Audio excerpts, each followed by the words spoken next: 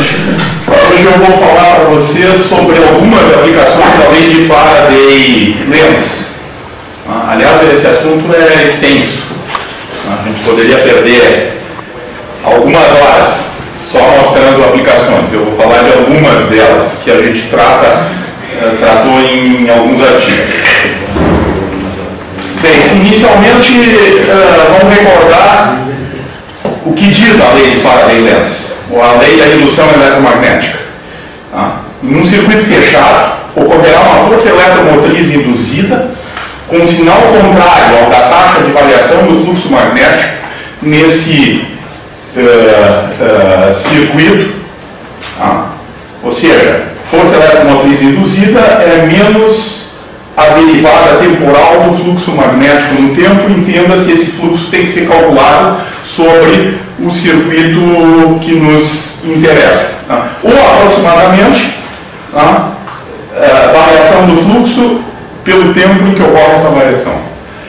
Bom, gente, uma coisa interessante é o seguinte: na maioria dos livros, a lei de Lenz vem formulada em termos de corrente. E notoriamente na lei de Faraday não tem nada explicitamente falando em corrente.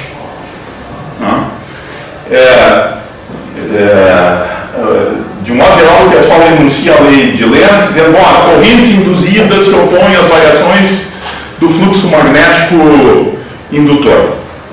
Mas é importante chamar a atenção de que não tem corrente aqui. Até pode ter um circuito real se o circuito tiver resistência finita, se for condutor, mas de repente esse circuito pode ser uma espira de plástico que não conduz e tem força eletromotriz induzida se tiver o fluxo magnético variando. Quer dizer, a corrente pode não ter. Em circuito aberto, no meu transformador em circuito aberto, não tem corrente no secundário, mas tem força eletromotriz induzida no secundário do transformador.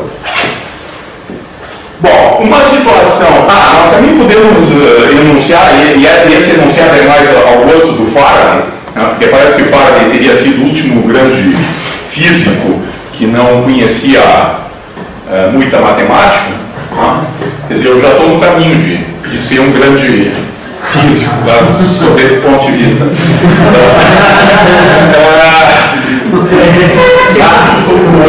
Eu tenho o livro do Faraday, não tem nenhuma fórmula escrita. Não tem nenhuma fórmula escrita. E os raciocínios dele são todos feitos verbalmente.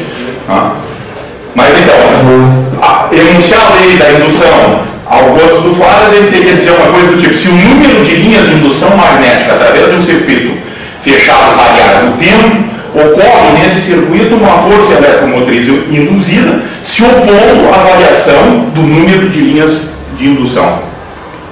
Quer dizer, a força eletromotriz tem sentido contrário à variação do fluxo magnético.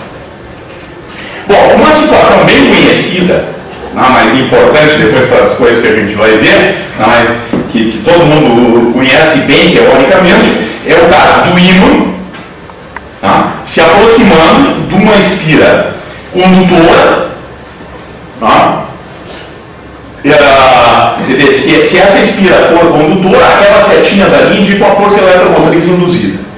Agora, se a espira for condutora, adicionalmente eu teria que botar uma outra setinha ali mostrando que tem corrente. Então, se o ímã se aproxima, isso aqui for condutor, a gente vai verificar uma força de repulsão entre o ímã e a espira na qual está aparecendo corrente. E pode haver atração. Quer dizer, quando o fluxo estiver diminuindo, que é esse caso aqui, eu estou afastando o ímã, o número de linhas de indução através da espira está diminuindo. E aí aparece uma força eletromotriz induzida, em consequência uma corrente induzida, e em consequência da corrente induzida uma interação magnética entre o ímã e a espira, e nesse caso é uma interação atrativa. É possível até mostrar que essas forças, apesar de serem pequenas, pequenas, elas podem ser detectadas. Tá? Eu hoje não teria tempo de mostrar isso, tá? Mas é bastante fácil mostrar, tá? Que realmente, quando eu aproximo o ímã, a espira repele e quando eu retiro o ímã, a espira é atraída. Bom, uma interessante aplicação da lei de Faraday-Lenz, tá? É a queda freada do magneto.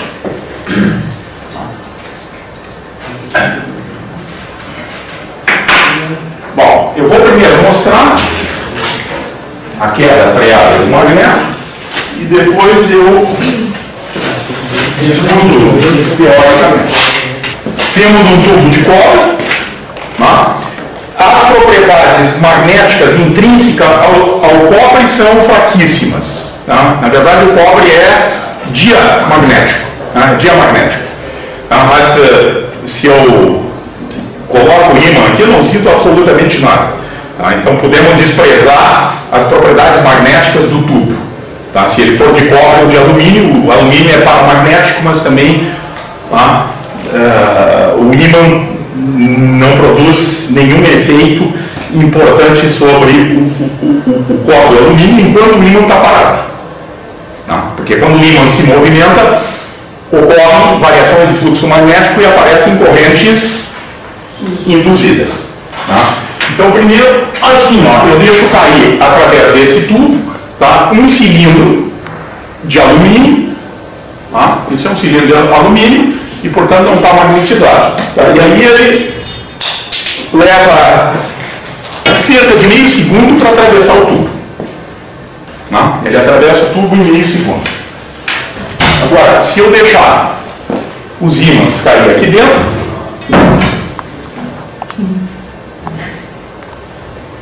vai demorar 27 segundos. Uau! 27 segundos. É legal de olhar isso de cima. Tá? Eu vou mandar para vocês um vídeo que está no Pion, o site da Sociedade Brasileira de Física, de Ensino, tá? Em que o sujeito filmou de cima. E a gente vê, é interessante que o magneto vai caindo e centrado sempre. Tanto que mas vamos ver aqui, ó, esse tubo é mais curto. Tá?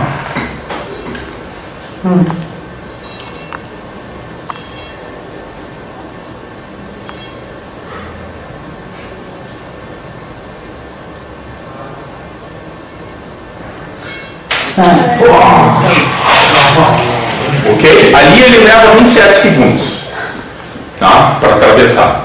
Tá? Então agora depois vou ter que ir com uma vara lá para tirar ele. Ele se torceu e trancou. Tá? Mas o interessante é que quando a gente olha isso de cima, tá? A gente vê o magneto descendo centrado no tubo.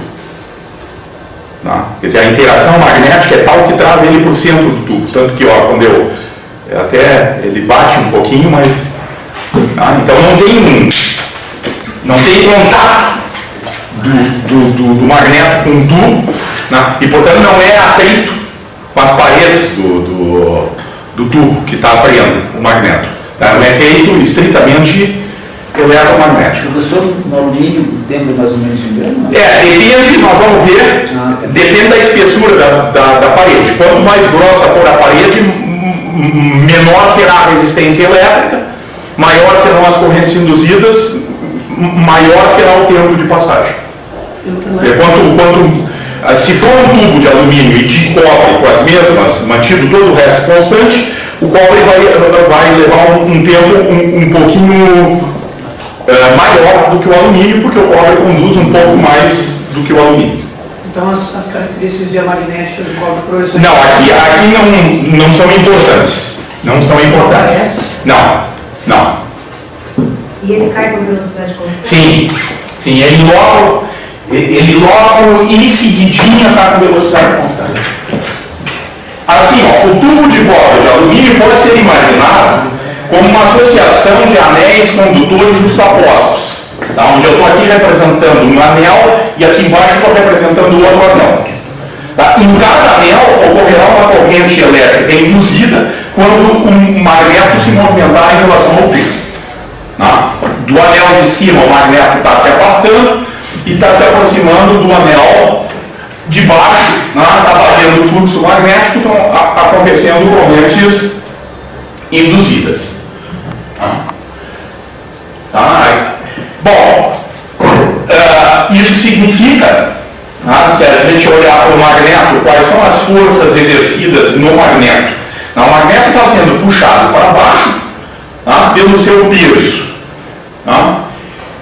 O anel de cima está puxando o magneto, porque está impedindo que ele se afaste. E o anel de baixo está repelindo. O que resulta numa força magnética para cima.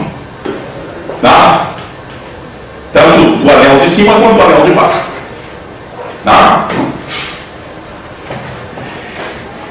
Quando então o magneto desce, devido às correntes induzidas, os anéis acima do magneto o atraem e os anéis inferiores a ele o repelem. Dessa forma, há uma força de resistência à queda do magneto. Sua intensidade aumenta quando aumenta a velocidade de queda. Porque as correntes são proporcionais à taxa de variação do fluxo magnético. E quanto mais rapidamente o ímã se movimentar, tanto mais rapidamente o fluxo magnético em cada anel desse está variando, portanto, maior a força eletromotriz induzida, maior a corrente induzida. E aumentando a corrente induzida, aumenta a força. Ok? E dá para mostrar, teoricamente, que essa força cresce linearmente com a velocidade do magneto. A força de resistência magnética é do tipo kV. Menos kV. Como a intensidade da força de resistência cresce quando aumenta a velocidade de queda, o magneto atingirá velocidade de queda constante quando as duas forças se anularem. Bom, o tempo de passagem para um magneto naquele tubo grande é 23 segundos. Um cilindro não magnético passa em menos de 1 segundo pelo tubo. O magneto em queda atinge a velocidade terminal de 7 centímetros por segundo em cerca de 0,02 segundos. Ou seja, 2 segundos depois de abandonado, ele já está com velocidade constante. Nesse caso, eu estou falando aqui desse caso particular, desse tubo, porque esse tempo e essa velocidade dependerá de uma série de características que eu vou mostrar depois. Mas nesse caso, 2 segundos depois que eu larguei, ele já está viajando com velocidade constante. E vai atingir 7 centímetros por segundo. Agora, um efeito interessante, esse problema está tratado na literatura, mas a forma como ele estava tratado na literatura, ele não dava conta de um efeito que eu percebi quando fiz medidas, que é o seguinte: um magneto, 23 segundos, 2 magnetos, 27 segundos. Portanto, aumentou, de 1 para 2 aumentou e depois está diminuindo o tempo. Como assim 2 magnetos? Associados em série. Porque eu posso fazer associação. Aliás, aquilo que eu tinha ali já era a associação em série de 2 magnetos. Então, associar em série significa construir um magneto maior. Isso, quando um no outro eu tenho um magneto maior. E os trabalhos que apareciam no American Journal of Physics, por exemplo, eles tinham um modelo lá, mas que não dava conta disso. Porque dava conta só de que aumentando o momento magnético, porque é isso que eu faço quando eu coloco um magneto no outro, havia um crescimento monotônico, uma variação monotônica no tempo. E aqui nós estamos vendo assim, 23, 27, depois 24, 21 e 17. Então, os caras que calcularam antes de nós não davam conta disso.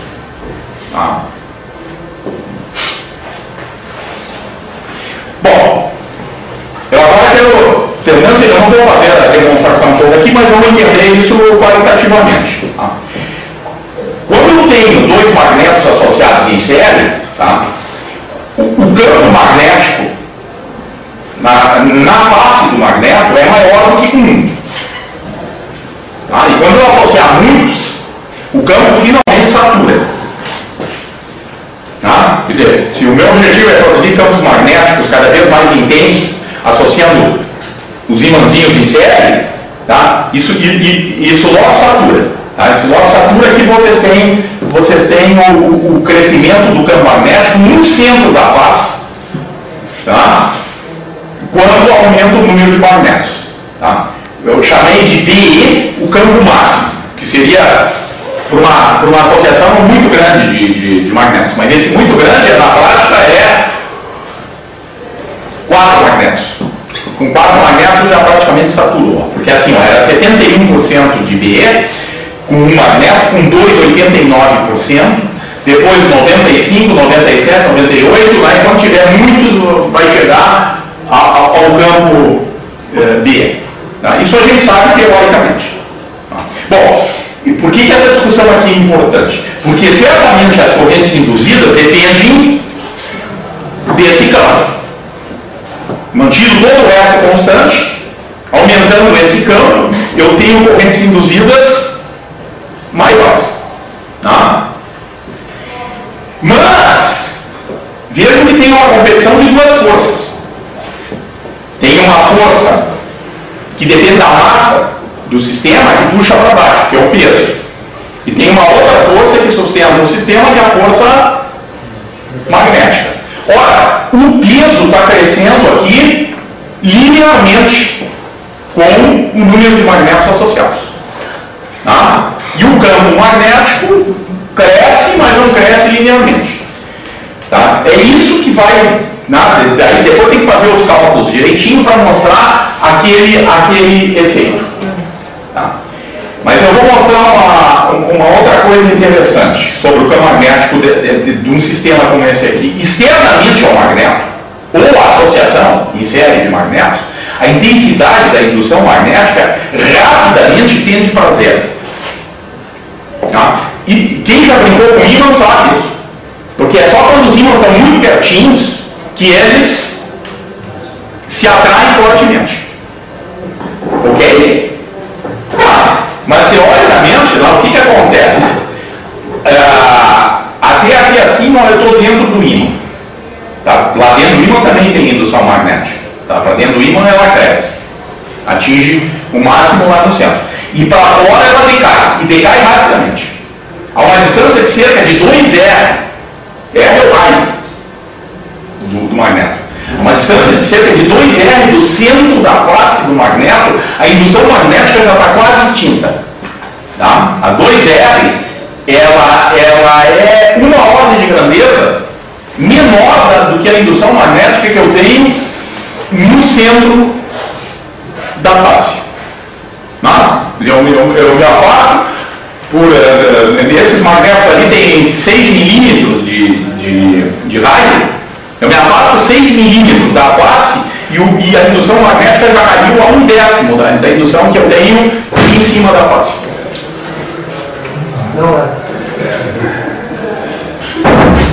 Internamente ao magneto, ou a associação em série de magnetos, a intensidade da indução magnética cresce, atingindo no centro do magnético cerca do dobro da intensidade que existe na face do magneto. Tá? Mas pelo lado de dentro, ó, aqui assim começa o lado de dentro. Ó, tá? Você pode ver, ó, tem um crescimento rápido, muito rápido. Ou seja, basta a gente entrar um pouquinho e o campo já é quase constante. Ou seja, toda a variação de campo está restrita a uma extensão espacial muito pequenininha. Cerca de 1R para dentro do magneto e 2 R's para fora do magneto. Tá? Essa discussão é importante. Tá? Então, para que a gente entenda, tá? Aqui eu tenho um diagrama mostrando, tá, a região onde efetivamente ocorrem correntes induzidas. No tubo, é muito pertinho do magneto. Tá? Tem uma região aqui, tá? Os nossos magnetos são de 6 milímetros de rádio, tá? A gente estima em torno de 2 centímetros, ali acontece tudo que tem para acontecer. Tá? Fora disso, não tem mais fluxo magnético lá dentro. Tá? Vejam, essa discussão é importante se eu quiser calcular as coisas. Tá? Se eu quiser calcular. Então, outro aspecto importante. Quando o magneto cai com velocidade constante, a potência desenvolvida pelo campo gravitacional sobre ele se iguala à potência elétrica dissipada no tubo devido às correntes elétricas induzidas. Quer dizer, quando ele estiver viajando com velocidade constante, tem duas potências envolvidas. Uma potência, a potência desenvolvida pelo campo gravitacional, que é positiva, tá? E tem a potência da força magnética, que é negativa e que tem que ser exatamente igual à potência dissipada devido às correntes induzidas no tubo. Tá? Aliás, essas correntes é comum a gente chamar elas de correntes de Foucault. Tá? São as correntes de Foucault. Bom, e aí, a dedução não vou apresentar para vocês. Tá? Aqui está a velocidade terminal do magneto em queda. Tá? N é o número de magnetos associados em série. Tá? Tudo que está aqui na frente é uma constante definida num determinado sistema. Tá? Porque N minúsculo é o que? A massa de um magneto. Tá? G é a intensidade do campo gravitacional, Rho é a resistividade do tubo. Tá? Olha aqui, ó, gentil. Diminuindo a resistividade do tubo, a velocidade terminal diminui. Tá? O cobre tem resistividade mais baixa, a velocidade terminal será menor no tubo de cobre. Tá? Mas tem características geométricas que são importantes no cálculo da velocidade terminal. Tá? A espessura da parede é importante. Tá? Aumentando a espessura da parede, diminui a velocidade terminal. Tá? E o raio do magneto e o raio interno do próprio tubo também são importantes. Tá? E aqui está a expressão, tá? Que mostra como a velocidade terminal varia com o número de magnetos. Tá? Esse termo aqui varia pouco. Tá? As variações todas estão aqui dentro. Tá? Depois, se vocês quiserem, peguem essa equação e brinquem um pouco com ela. Tá? Esse termo aqui, tá? Quando N aumenta, tá? Isso aqui está tendendo para 0 e está tendendo para 5. Tá? Tá? E quando N é 1, tá? Isso vai dar 3 e alguma coisa. Tá? Então esse número aqui na frente varia entre 5 e 3. Tá? Mas aqui dentro tem variações interessantes, né, com o número de magnetos. Tá? Tudo isso está no artigo. Tá? E a matemática que está envolvida nesse artigo é matemática em nível de ensino médio. Não tem cálculo integral e diferencial para chegar nisso. Como se faz isso? Aí vocês leiam o artigo.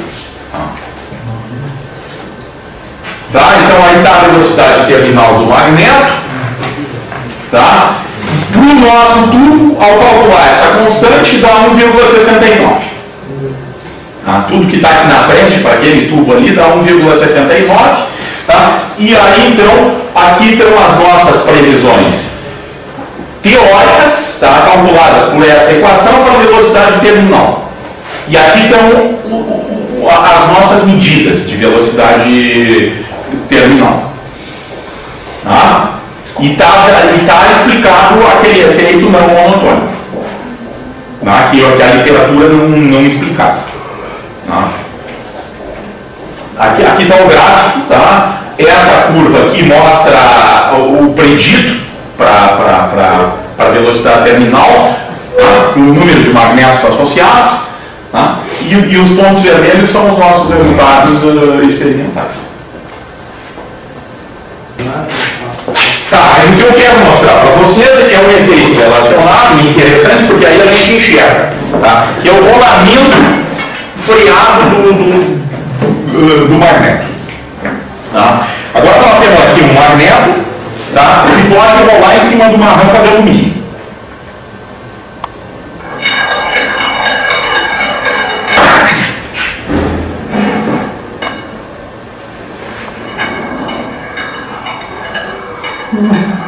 Tá? E ele logo em seguida está com velocidade constante. Tá? Esse é o rolamento freado do magneto. E ele não cai na lateral, né? Pois é. Tem um interessante efeito de borda. Tá?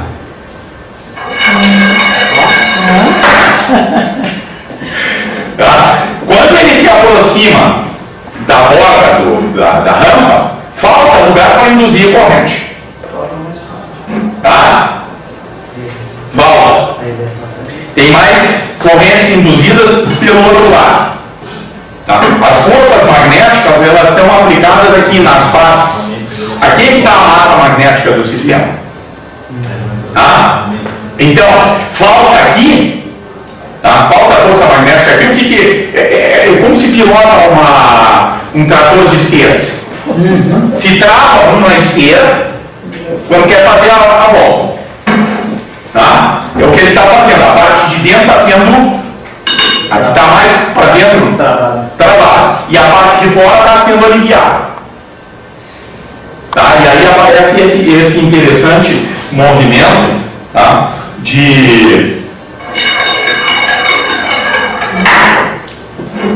Vamos botar ele um pouquinho aqui assim para a borda. Tem um limite para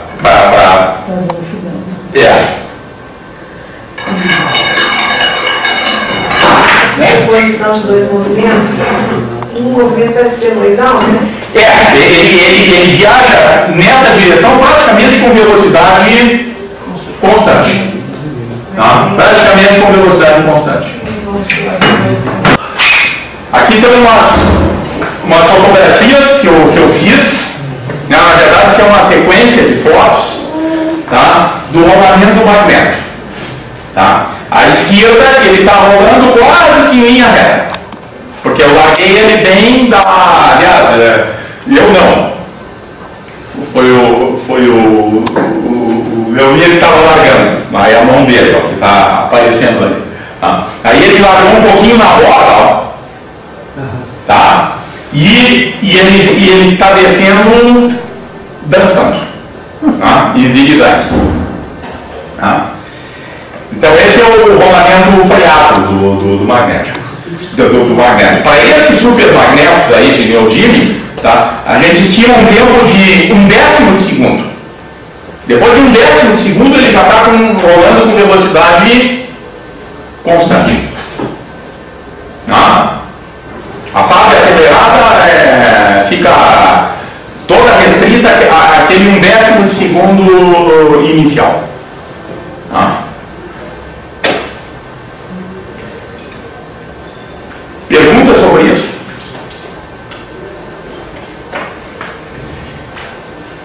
Bom, e agora eu quero mostrar para vocês, aliás, eu já mostrei isso em outra aula.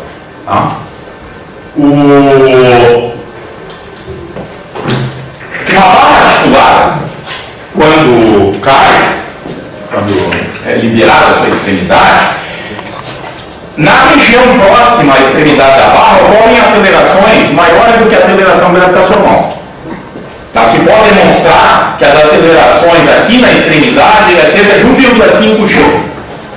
Tá? E aí então aqui a gente está vendo 3 esferas apoiadas na barra, na região onde ocorrem acelerações maiores do que G, as esferas estão caindo em queda livre. Tá?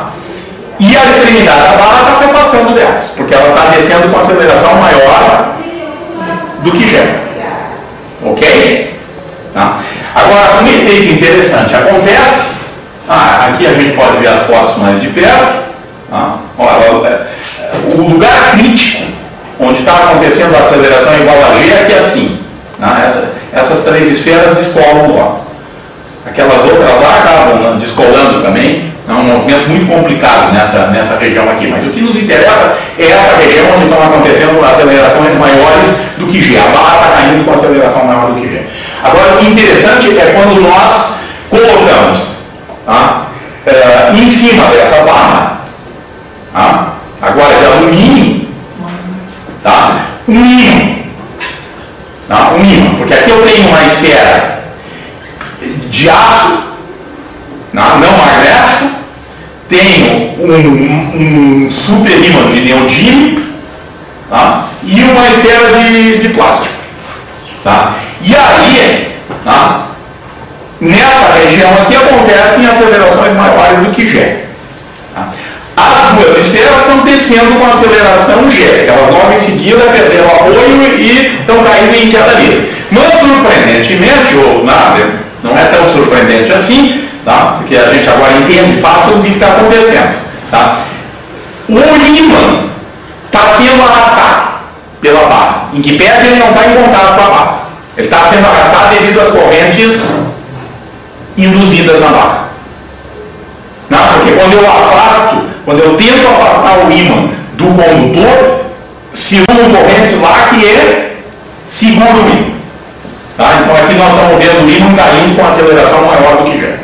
Tá? Então esse é o ímã que cai com aceleração maior do que G. Tá? Puxado pela barra. Ele está sofrendo deslocamento também. Sim, também tem uma aceleração. Claro, essa aceleração que ele está sofrendo não é só na direção vertical.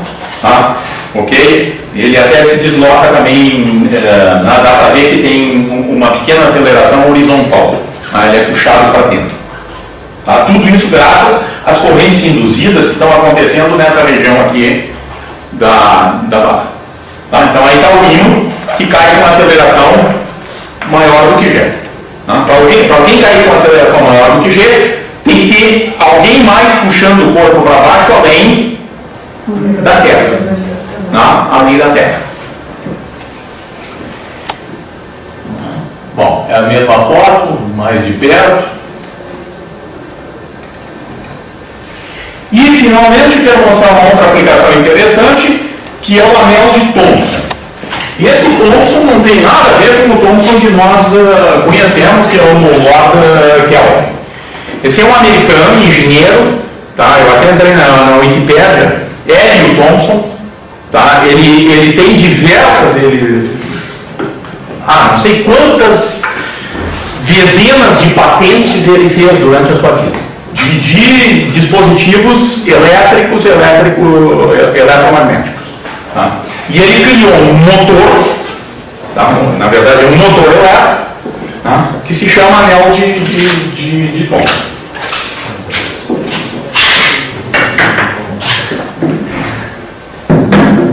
Eu vou mostrar primeiro o anel de Thomson funcionando e depois discuto teoricamente.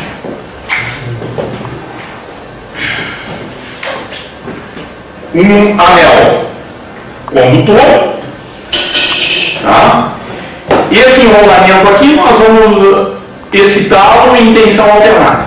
Vamos alimentar na rede, tá? Não necessariamente com a tensão da rede, eu vou trabalhar com uma tensão de 50 volts aproximadamente.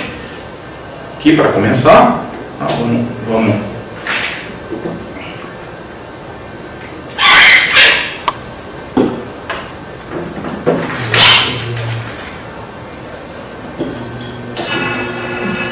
Tá? E o anel levita. Tá? Levita graças às correntes induzidas. Tá? Não posso manter isso aqui muito tempo. Podia ter testemunho dele aqui, pega aqui. Como é que está o anel? Está quente. Não, está quente. Não posso manter ali muito tempo porque aqui tem correntes induzidas enormes. Isso aqui tem resistência elétrica baixíssima. Mas a força eletromotriz induzida aqui também é pequena. É muito pequena. Quem conhece um pouco sobre transformadores, eu estou aqui com 500 espiras. Isso é um transformador, na verdade. 500 espiras no primário e uma espira no secundário. Ou seja, a força eletromotriz induzida no secundário é cerca de 500 vezes menor do que a tensão de alimentação. Eu estava alimentando em torno de 100 volts, 500 vezes 0,2 volts, apenas 0,2 volts no secundário, mas 0,2 volts aplicados sobre um circuito que tem resistência baixíssima, correntes da ordem de centenas de amperes aqui, tá? no anel. É um fogão indução elétrica que eles estão vendendo no comércio, acho que é assim, né? Que é uma panela metálica sobre uma chapa que é um... Por indução? É. Sim, tem formas de indução. Né?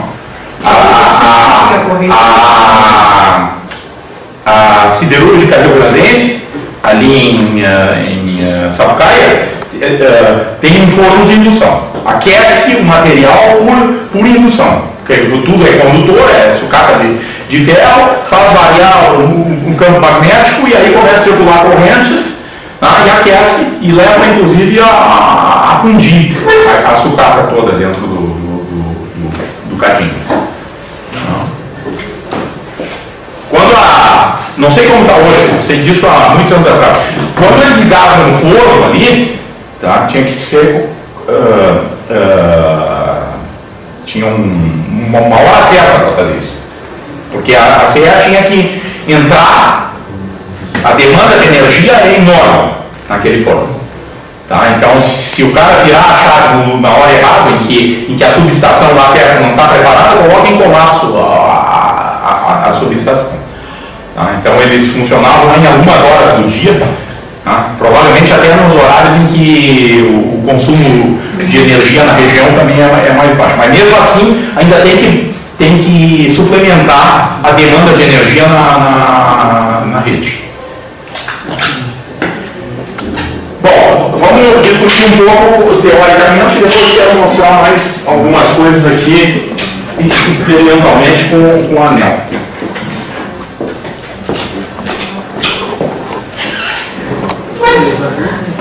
Depois vou mostrar que eu tenho fotos, essas fotos estão no artigo. Tá? Interessante que dois anéis flutuam mais longe do que um. Tá? Depois mostro esse efeito. Duas espiras com corrente elétrica interagem magneticamente. Tá? Se eu tenho duas espiras com corrente, tá? Tem uma força de interação magnética. Elas se atraem quando as correntes têm o mesmo sentido. Tá? Quer dizer, nós temos corrente aqui circulando no mesmo sentido, tem força atrativa. Se as correntes circulam em sentidos contrários, tem força repulsiva. Tá? Aqui eu tenho um diagrama mostrando o campo magnético produzido por um solenoide, tá? E esse campo está atuando sobre uma espira que está aqui perto. E se tiver corrente na espira, então tem força magnética, mesmo aqui está a força magnética, num lado da espira, aqui está a força magnética do outro lado, dá para ver que a espira vai ser puxada, porque essas forças têm componente na direção do solenoide. Então aí está a interação magnética entre o solenoide e uma única espira. O sentido da força eletromotriz induzida pode ser dada pela lei de Faraday-Lenz. A força eletromotriz induzida, porque agora vamos imaginar que nesse circuito aqui a corrente está decrescendo. No momento que a corrente está decrescendo. Aí a lei de Faraday-Lenz prevê uma força eletromotriz induzida no segundo anel, no mesmo sentido da corrente indutora. Corrente indutora, força eletromotriz no mesmo sentido. Quando a corrente aumenta, a lei de Faraday-Lenz prevê uma força eletromotriz induzida em sentido contrário da corrente indutora. Então está aumentando, então tem força eletromotriz, porque veja, tem momentos ali que na bobina primária a corrente cresce, e tem outros momentos em que a corrente decresce. Ok? Então tem no circuito secundário, que é a espira, tem força eletromotriz no mesmo sentido da corrente em alguns momentos e tem força eletromotriz em sentido contrário da corrente em outros momentos. Aqui nós temos já um gráfico mostrando o comportamento da corrente no primário. Está variando senoidalmente, e o comportamento da força eletromotriz induzida no secundário. Isso matematicamente é trivial para quem conhece, porque um é a função seno, o outro é cosseno, com sinal derivada. Tá? E tem o sinal negativo lá na frente. Tá?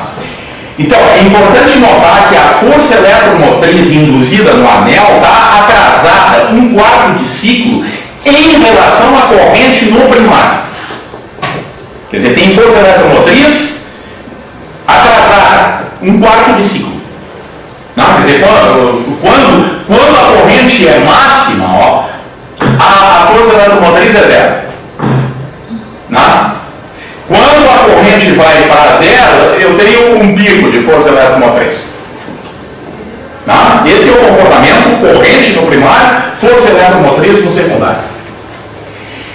Bom, a indutância do anel, o anel não é só um resistor, gente. O anel não pode ser olhado só como uma resistência elétrica, ele também tem uma característica indutiva ou autoindutiva. A indutância do anel determina que a corrente no anel possa se atrasar até 1/4 de ciclo em relação à força eletromotriz induzida. Ou seja, eu tenho um atraso de 1/4 de ciclo, tá? Por causa atraso da força eletromotriz. Agora, a corrente ainda pode se atrasar até mais 1/4 de ciclo, dependendo da indutância do anel. Tá? Então, aqui agora já tem um gráfico, tá, mostrando a corrente no primário e a corrente no secundário. Quando as correntes têm sinais contrários, tem repulsão, porque elas estão circulando em sentidos contrários. Tá? Então eu tenho num ciclo assim, eu tenho uma etapa de repulsão, depois eu tenho uma etapa de atração. Mas dá para ver, é só olhar para esse gráfico para ver que a repulsão prepondera. O que eu enxergo ali é um efeito médio ao longo do ciclo. Tá? A repulsão prepondera. Tá? E é isso que explica a levitação do anel. Porque se o anel fosse só resistivo, ele não flutuaria. Porque se ele fosse só resistivo, haveria só uma defasagem de 1/4 de ciclo e aí a repulsão e a atração em média se anulariam. Quer dizer, o fato do anel flutuar tem a ver, né, com uma característica importante que não pode ser esquecida. Tá? Que o anel também tem uma característica elétrica além da resistência, que é a sua indutância. Tá? Então essa é a explicação. Quer dizer, não é trivial entender por que o anel fica levitando. Isso aqui é a resistência elétrica do anel.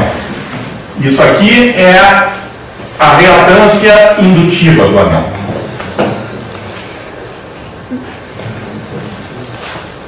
Tá? Nessa direção aqui, tá, que está a impedância do anel, tá? Quer dizer, o anel tem uma característica resistiva e tem uma característica indutiva.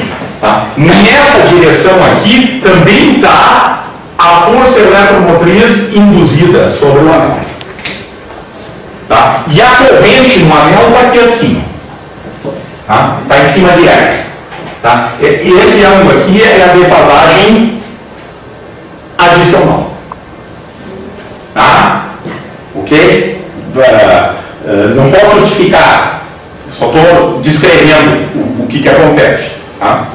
Ora, se eu vejo que essa defasagem aqui vai se somar com aquela outra defasagem inicial de 1/4 ciclo.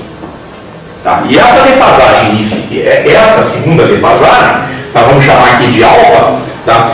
Ela aumenta se a resistência encolher. Tá? No limite em que eu anular a resistência, tá, esse ângulo aqui vai para 90 graus, que é a defasagem máxima possível. Ok? Tá? E se tiver defasado 1/4 de ciclo, e se não tiver resistência elétrica, só tem indutância, defasa mais 1/4 de ciclo, só tem repulsão. Não tem mais aquelas etapas de atração. Tá? Ora, como nós podemos aumentar esse ângulo, diminuindo a resistência. Tá?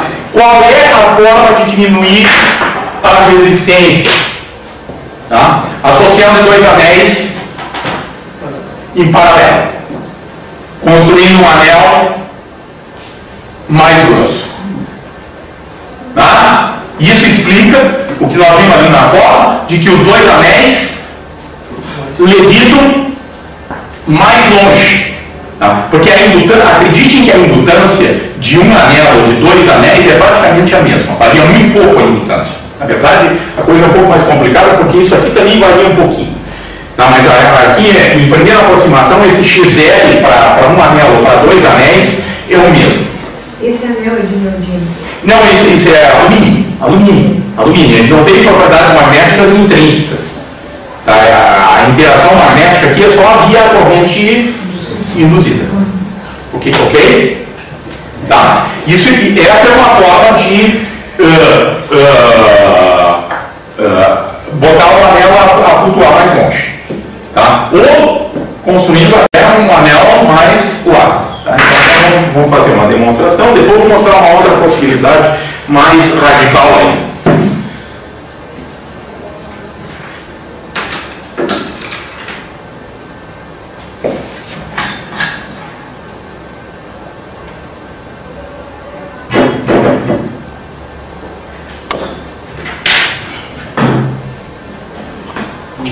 Agora vou dar só um pulso de corrente aí.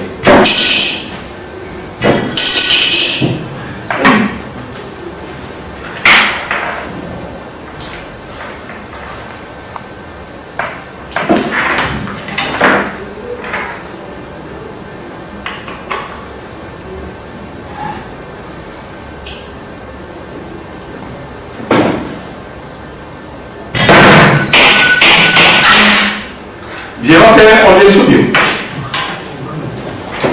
Está dando aí. O elevador faz Gostou? atravessado. Tá, agora vamos botar dois anéis. Subiu mais. Vamos botar todos. Tá?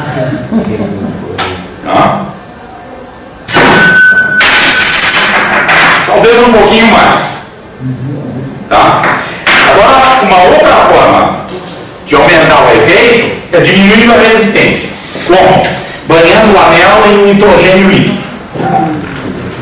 Tá? Nós vamos banhar o anel em nitrogênio líquido, a resistência vai praticamente para zero. Isso não vai afetar dramaticamente a impedância, porque a impedância é a soma desses dois vetores. Tá? A essas alturas, tá? Acreditem que na temperatura ambiente R e XL são parecidos. Tá? Se eles fossem iguais, Z seria a raiz de 2R. Tá? Agora, banhando em nitrogênio líquido, tá? Nós vamos matar R. Mas a corrente não vai para infinito, porque a corrente depende da razão. A corrente depende da razão V sobre Z, não V sobre F. Tá? Ainda vai sobrar a reatância indutiva. Então vai ter uma corrente maior agora. Tá? Só que ela não vai ser tão maior assim. Mas o que vai acontecer? Adicionalmente, vai aumentar a defasagem. E aumentando a defasagem vai aumentar a força repulsiva média, porque vai ter praticamente durante todo o ciclo só repulsão. Tá?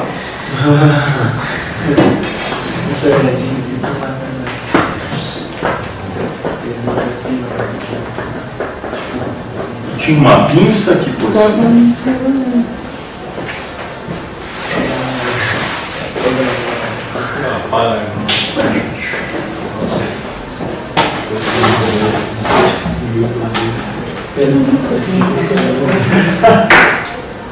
Tá aqui, ó.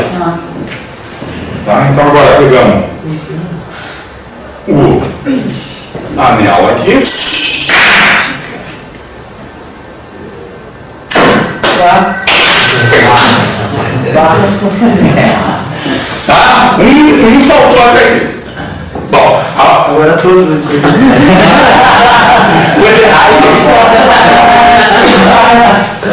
Aí eu posso aumentar ainda a potência aqui do canhão, tá?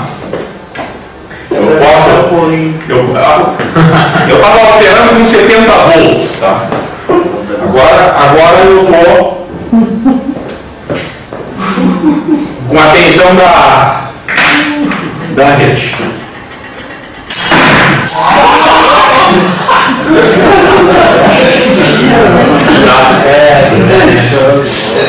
Bom, aí os meus alunos da engenharia elétrica, tá? Quando viram isso, queriam que eu banhasse esse aqui.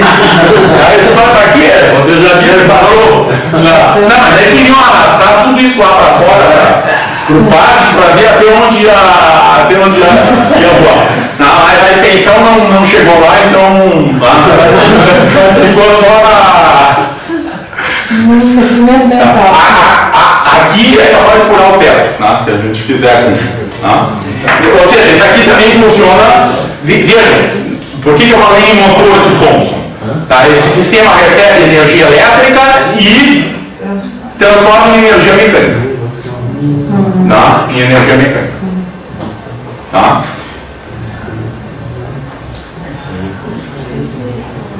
Perguntas, dúvidas?